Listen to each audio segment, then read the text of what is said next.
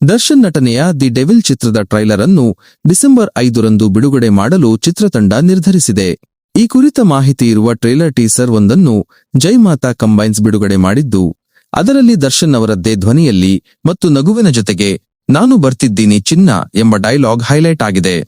ಮೊದಲು ದರ್ಶನ್ ಅವರ ಬಲಗೈ, ನಂತರ ಡೆವಿಲ್ ನಗು ಮತ್ತು ಚಿಟಿಕೆ ಹೊಡೆಯುವ ದೃಶ್ಯಗಳನ್ನು ಟೀಸರ್ ಒಳಗೊಂಡಿದೆ.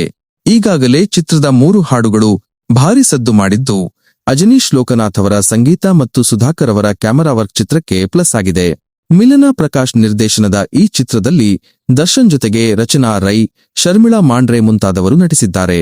ಇನ್ನು ದರ್ಶನ್ ಜೈಲಿನಲ್ಲಿ ಇದ್ದರೂ ಸಹ ಅಭಿಮಾನಿಗಳು ಅವರನ್ನು ಬಿಟ್ಟುಕೊಡದೆ ಇದ್ದರೆ ನೆಮ್ಮದಿಯಾಗಿರಬೇಕು ಹಾಡಿಗೆ ರೀಲ್ಸ್ ಮಾಡಿ ಹಿಟ್ ಮಾಡಿದ್ದಾರೆ ಮತ್ತು ಪ್ರತಿ ಜಿಲ್ಲೆಯಲ್ಲಿಯೂ ತಾವೇ ಮುಂದೆ ನಿಂತು ಚಿತ್ರದ ಪ್ರಚಾರ ಮಾಡುತ್ತಿರುವುದು ವಿಶೇಷ. ದಿ ಡೆವಿಲ್ ಸಿನಿಮಾವು ಡಿಸೆಂಬರ್ 11ರಂದು ಬಿಡುಗಡೆಯಾಗಲಿದೆ. ವಿಡಿಯೋ ಇಷ್ಟ ಆದರೆ ದಯವಿಟ್ಟು ಲೈಕ್ ಮಾಡಿ ಮತ್ತು ನಮ್ಮ ಚಾನೆಲ್ಗೆ ಸಬ್ಸ್ಕ್ರೈಬ್ ಮಾಡಿ. ಹೊಸ ನೋಟಿಫಿಕೇಶನ್ಗಳಿಗಾಗಿ ಬೆಲ್ ಐಕಾನ್ ಕ್ಲಿಕ್ ಮಾಡಿ.